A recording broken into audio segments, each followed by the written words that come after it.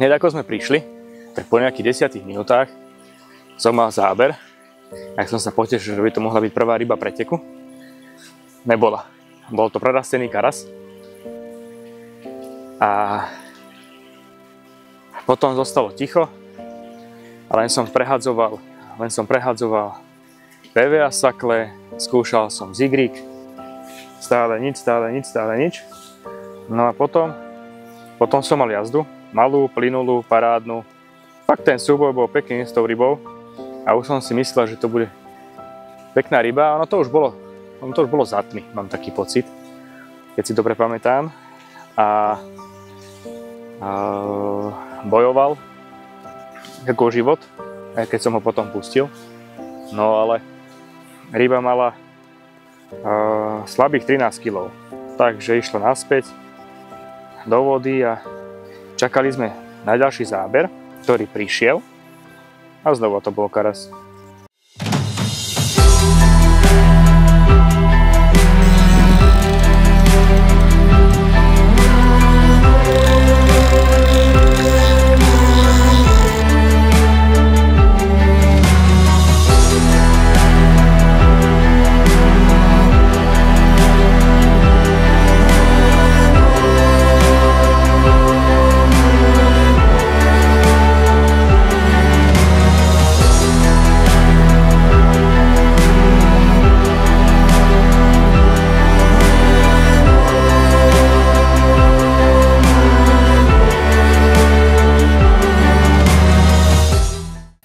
Takže chystám sa znova na večer.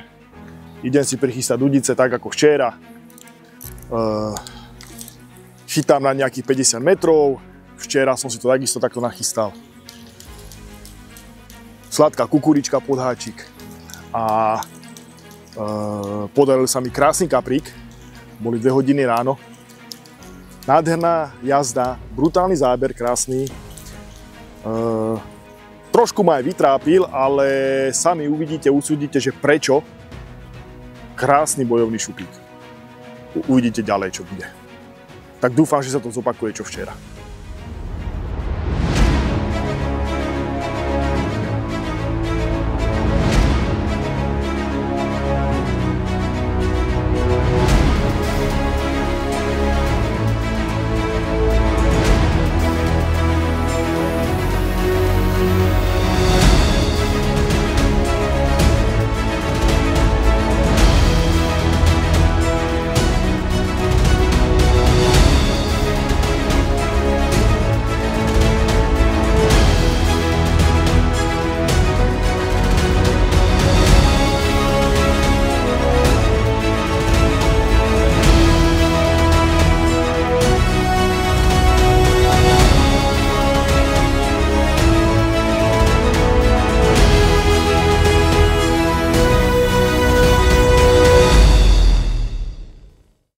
Máme tu bordel, ale to nevadí.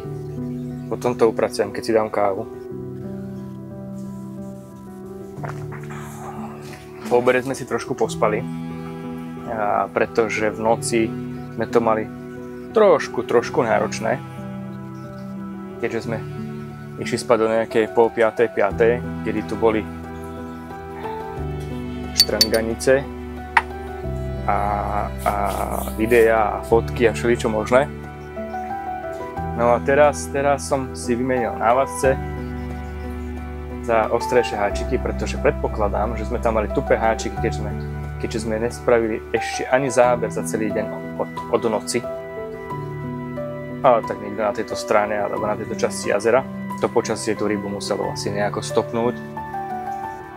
A zajtra ideme na nový flek, teda čaká nás ešte jedna noc.